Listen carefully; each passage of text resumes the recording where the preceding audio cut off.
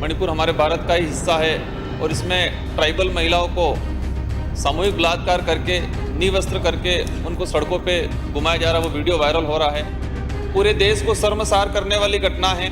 ये जो मृत शरीर सम्मान विधेयक, इस बिल को लाने की उपज, ये किसके दिमाग की उपज? इस बिल का आदिवासी बाहुल्य क्षेत्र के अंदर काफी दुष्प्रभाव पड़ेगा। इससे हमारे आदिवासी समुदाय में जो बोड़ी होती है उस बोड़ी को जमीन के अंदर गाड़ा जाता है। हमारे समाज की व्यवस्था है, हमारे समाज की परंपरा है, उसको दाह संस्कार किया जाएगा, जमीन में गाड़ा जाएगा। लेकिन पुलिस उस परिवार को बॉन्ड करती है कि आप उस जमीन में नहीं गाड़ोगे, आप उसको जलाओगे। ये हमारी सामाजिक व्यवस्था पे एक तरह का कानून थोपा जाएगा, हमारी सामाजिक व्यवस्था को खत्म किया जाएगा।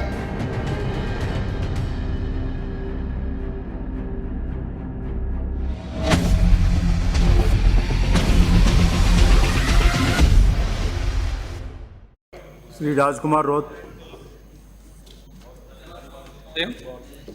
आज राजस्थान मृत शरीर सम्मान विधेयक बिल जो लाया गया है सदन में, इससे पहले मैं मणिपुर का जो कल परसों से जो चल रहा है, मणिपुर हमारे भारत का ही हिस्सा है और इसमें ट्राइबल महिलाओं को सामूहिक बलात्कार करके निवस्त्र करके उनको सड़कों पे घुमाया जा रहा है। वो वीडियो वायरल हो रहा है।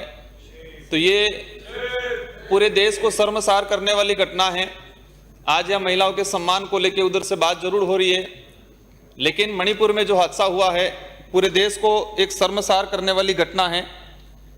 आज ये जो मृत शरीर सम्मान विधेयक, इस बिल को लाने की उपज, ये किसके दिमाग की उपज?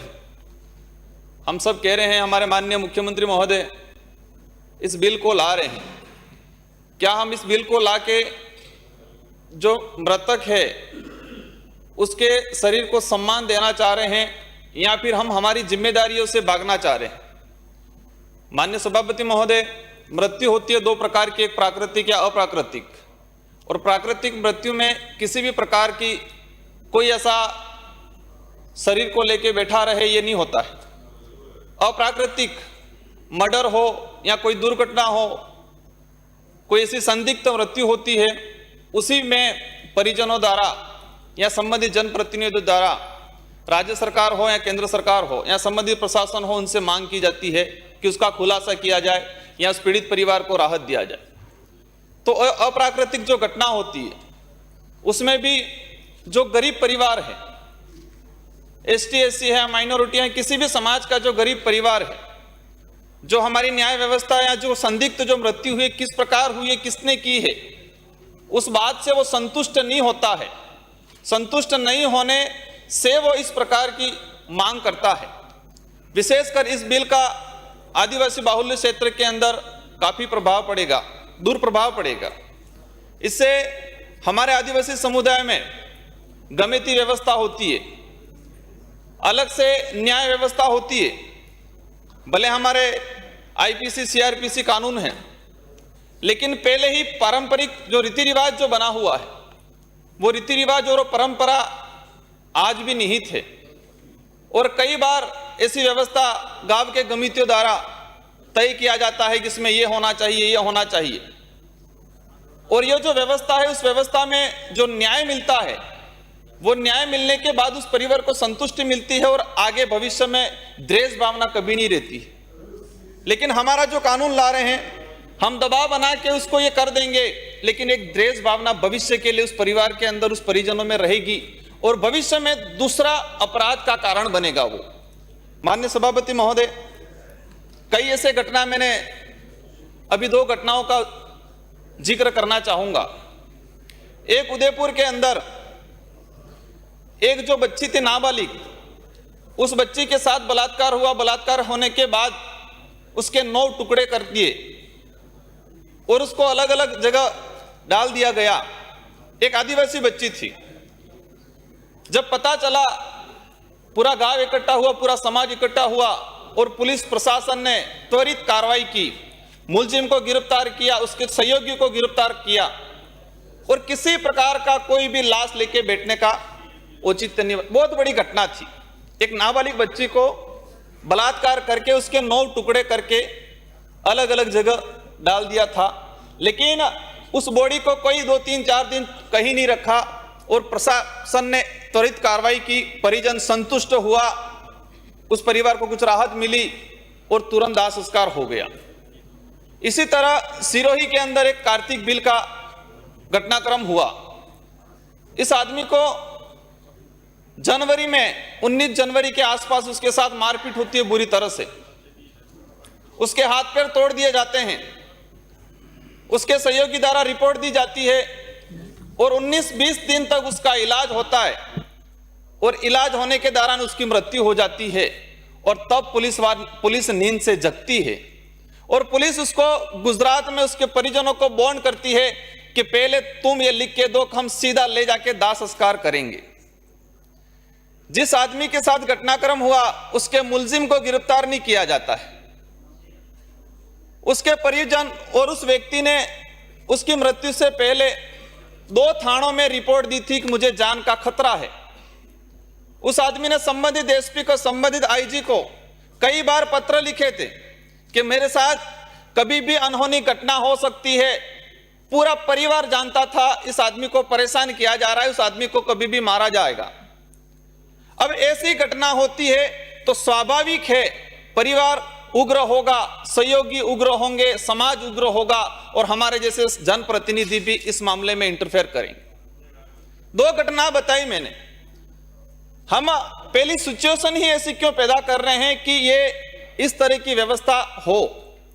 हम जिस व्यक्ति का मृत्यु हो जाती है और उसके मुलजिम का पता नहीं चलता है, उसकी मृत्यु का कारण नहीं पता चलता है और हम कहते हैं कि इस शरीर को सम्मानजनक उसका दाह संस्कार किया जाए।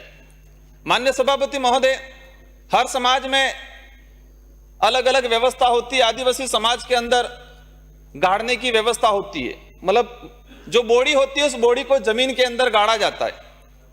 लेकिन कई बार ऐसी अप्राकृतिक घटना में पुलिस प्रेशर करती है कि आप इस बॉडी को गाड़ोगे नहीं, आप उस बॉडी को जलाओगे।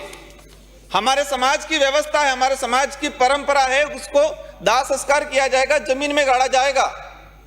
लेकिन पुलिस उस परिवार को बॉन्ड करती है कि आप उस जमीन में नहीं गाड़ोगे, आप उसको जलाओगे। ये हमारी सामाजिक व्यवस्था पे एक तरह का कानून थोपा जाएगा, हमारी सामाजिक व्यवस्था को खत्म किया जाएगा। माननीय सभापति महोदय, आज जितने जो खनन क्षेत्र हैं, रेलवे ट्रैक का बड़ा काम चलता है। उदयपुर में एक घटनाक्रम हुआ, एक आदमी ट्रक हादसे में, ट्रक जो कंपनी थी, कंपनी का ट्रक था, उसमें जा रहा था, चला रहा था वो, और डेथ हो गई। उसका मालिक कहता है कि मैंने इसको यहां मजदूरी पे नहीं रखा है। उस मालिक नट जाता है, गाड़ी के कोई कागज नहीं है। और हमें ये मानना पड़ेगा कि जितने जो बड़े कंपनियां हैं, जितनी जो माइनिंग इलाकों में गाड़ियां, वाहन जो चलते हैं, जितने जो पीडब्ल्यूडी के बड़े ठेकेदार हैं, उनके कागज, उनके गाड़ियों के कागज नहीं होते हैं, ना इंश्योरेंस होता है, ना गाड़ी का कोई कागज होता है। वो कहीं न कहीं हमारे प्रशासन, माइनिंग विभाग की, पुलिस विभाग की, परिवहन विभाग की लापरवाही। और इसी कारणों से परिजन उस समय दावा करता है जिसके घर में खाने का ठिकाना नहीं है, जो व्यक्ति 200-300 रुपए का रोजगार कर रहा है, उसके क्रियावर का भी व्यवस्था नहीं है, और उसको हम कहेंगे तेरे शरीर का सम्मान हो जाए, उसको जल्दी, और जो मालिक है वो मालिक नट जाता है। मालिक पुलिस को पैसे खिलाने के लिए तैयार हो जाता है, लेकिन उस परिवार को दाह संस्कार, उस परिवार के जो बच्चे हैं, 3-4 बच्चों का पालन पोषण के लिए हम तैयार नहीं होते। माननीय सभापति महोदय, हमें सोचना पड़ेगा, ये बिल तो ले आएंगे, बहुमत भी हो जाएगा, लेकिन इसका दुष्परिणाम कितना होगा।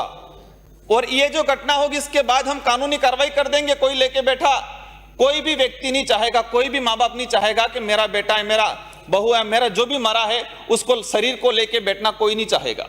कुछ मजबूरियां होती है, कुछ कारण होंगे, कुछ मांगे होगी, कोई भी व्यक्ति नहीं चाहेगा कि शरीर को लेके बैठे। हर माँ बाप चाहता है कि इसके परिवार का जो भी मरा है उसको सम्मान मिले।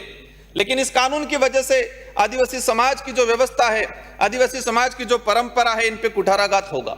माननीय सभापति महोदय, कई ऐसी घटना हुई है, एफएसएल रिपोर्ट भेजते हैं, एफएसएल रिपोर्ट 2-3 साल तक नहीं आती है।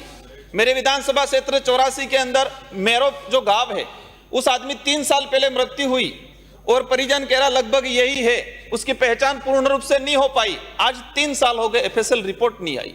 ऐसी हमारी व्यवस्था है और हम कह रहे मान सम्मान देंगे उस मृतक शरीर को। माननीय सभापति महोदय, मेरा आपसे विनम्र अनुरोध है, मंत्री जी से अनुरोध है कि इस कानून को ट्राइबल क्षेत्र में नहीं लागू किया जाए, और लागू किया जाए तो वहां के लोगों की जो भावना है, वहां के लोगों की जो व्यवस्था है, उस व्यवस्था के अनुरूप लागू किया जाए। कोई भी कानून आता है कि लोगों की भावना के हित में या लोगों के हित में लाया जाता है, लेकिन यह कानून कहीं न कहीं ट्राइबल इलाके, आदिवासी इलाके के लिए घातक होगा और इससे अपराध कम नहीं होंगे, इससे अपराध और बढ़ेंगे और लोगों में असंतोष पैदा होगा। तो इसलिए मैं चाहूंगा कि इस कानून को 3 माह तक के लिए जनमत जानने के लिए प्रचारित किया जाए। धन्यवाद सभापति महोदय। जोहार।